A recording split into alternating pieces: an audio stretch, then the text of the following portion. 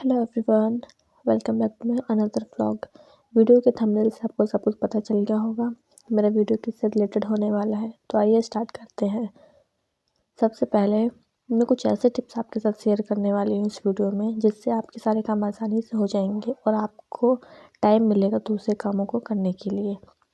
जो आप टाइम नहीं दे पाते दूसरे कामों को, मैं वो टाइम आपको देना बताऊंगी इस वीडियो में कि कैसे हम अपने कामों को जल्दी से करके हम दूसरे कामों को भी टाइम दे सकते हैं। तो सबसे पहले हमारे घर का जो जान शान होता है वो होता है हमारा किचन। हम किचन में सबसे ज़्यादा टाइम स्पेंड करते हैं, जिससे हमें दूसरे कामों को करने के लिए टाइम नहीं मिल पाता है। तो मैं कुछ ऐसे टिप्स आपको बताऊंगी जो आप फॉलो करके अपने टाइम को सेव कर सकते हैं और दूसरे कामों को कर सकते हैं। जो काम आप रोज़ रोज़ करते हैं उस काम को आप एक दिन में, एक हफ्ते के लिए करके उसको स्टोर कर सकते हैं और आपको हेल्प मिलेगी और कामों को करने के लिए। क्योंकि हम रोज़ रोज़ जब उन्हीं कामों को करते रहेंगे तो हम और काम को नहीं कर पाएंगे और टाइम हमारा ख़त्म होता जाएगा।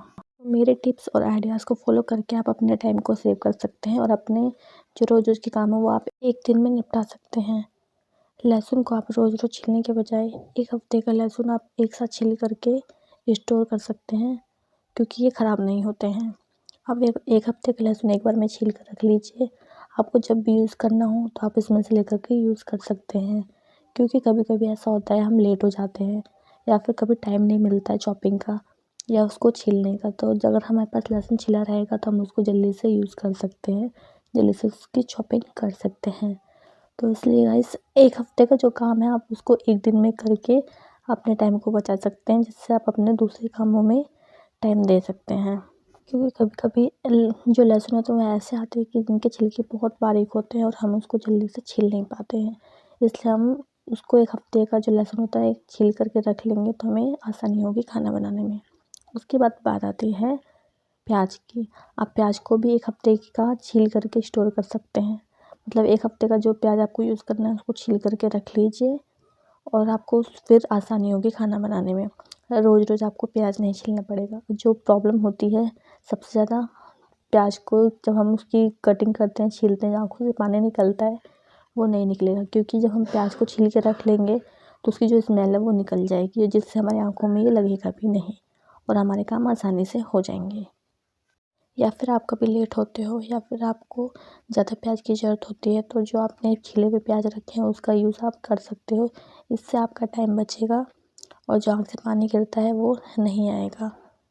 उसके बाद बात आती है किचन में हम जो भी चीज़ रखते हैं वो हम ट्रांसपेरेंट ग्लास में रखें, जिससे हमें सामान को खोल कर देखना नहीं पड़ेगा कि हमने इसमें क्या रखा है।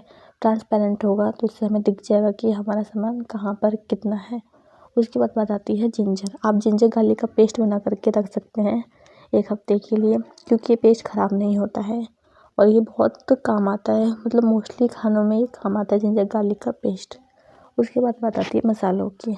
आप मसालों को भून करके पीस करके स्टोर कर सकते हैं एक हफ्ते का, 10 दिन का, जितने भी दिन का हो, क्योंकि मसाले ख़राब नहीं होते हैं।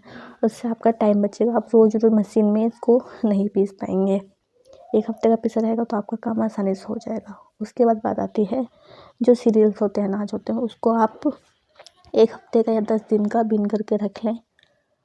फिर बात आती है आटे की। आप आटे को भी एक हफ्ते का आटा जो होता है उसको छान करके रख सकते हैं, जिससे आपको सिर्फ आटा गूँथ कर रोटी बनानी रहेगी। क्योंकि आटे में भी जो होते हैं वेस्ट पार्टिकल्स निकलते हैं, वो निकल जाएंगे। उसके बाद फिर बात करते हैं सॉक्स की। आप सॉक्स का पेयर बना के रख सकते हैं, मतलब दोनों सॉक्स को नॉट करके रख सकते हैं, जिससे सॉक्स खोएंगे भी नहीं। फिर बात आती है बेडशीट की। आप जैसे मॉर्निंग में उठते हैं आप अपने बेडशीट को ठीक कर लीजिए, इससे आपका टाइम बचेगा, रूम भी आपका अच्छा दिखेगा।